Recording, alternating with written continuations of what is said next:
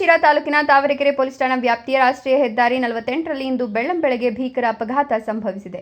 ಯಮನಂತೆ ನಿಂತಿದ್ದ ಲಾರಿಗೆ KSRTC bus ಡಿಕ್ಕಿಯಾಗಿದ್ದು, ಡಿಕ್ಕಿಯ ತೀವ್ರತೆಗೆ ಬಸ್ಸಿನ ಮುಂಭಾಗ ಸಂಪೂರ್ಣ ನಜ್ಜುಗುಜ್ಜಾಗಿದೆ.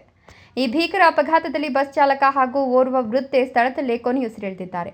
ಬಸ್ನಲ್ಲಿ ಸುಮಾರು 30ಕ್ಕೂ ಹೆಚ್ಚು ಪ್ರಯಾಣಿಕರಿದ್ದು, ಅನೇಕರು ಗಂಭೀರವಾಗಿ ಗಾಯಗೊಂಡಿದ್ದಾರೆ. ರಸ್ತೆಯಲ್ಲೆಲ್ಲ ಪ್ರಯಾಣಿಕರ ಚೀರಾಟ ಮತ್ತು ರಕ್ತಸಿಕ್ತ ದೃಶ್ಯಗಳು ಎದೆ ಜಲ್ಲೆನ್ನಿಸುವಂತಿದ್ವು.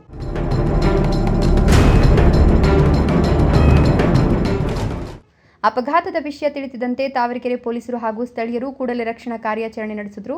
ಗಾಯಾಳುಗಳನ್ನು ತಕ್ಷಣವೇ ಶಿರಾ ಸಾರ್ವಜನಿಕ ಆಸ್ಪತ್ರೆಗೆ ದಾಖಲಿಸಲಾಗಿದೆ. ಸ್ಥಿತಿ ಗಂಭೀರವಾಗಿರುವವರನ್ನು ಹೆಚ್ಚಿನ ಚಿಕಿತ್ಸೆಗಾಗಿ ತುಮಕೂರು ಜಿಲ್ಲಾಸ್ಪತ್ರೆಗೆ ರವಾನಿಸಲಾಗಿದೆ. ಇನ್ನು ಸ್ಥಳಕ್ಕೆ ಶಿರಾ ಗ್ರಾಮಾಂತರ ಸಿಪಿಐ ಶ್ರೀನಿವಾಸ್ ಡಿಜೆ ಹಾಗೂ ತಾವರೆಕೆರೆ ಠಾಣೆಯ ಸಿಬ್ಬಂದಿ ಭೇಟಿ ನೀಡಿ ಪರಿಶೀಲನೆ ನಡೆಸಿದ್ದಾರೆ. ಸದ್ಯ ತಾವರೆಕೆರೆ ಪೊಲೀಸ್ ಠಾಣೆಯಲ್ಲಿ ಪ್ರಕರಣ ದಾಖಲಾಗಿದ್ದು, ತನಿಖೆ ಮುಂದುವರೆದಿದೆ. ಸಾವಿನ ಸಂಖ್ಯೆ ಹೆಚ್ಚಾಗುವ ಭೀತಿ ಕೂಡ ಎದುರಾಗಿದೆ. ತಿಮ್ಮಯ್ಯ, ಈ ನ್ಯೂಸ್ ಟಿವಿ, ತುಮಕೂರು.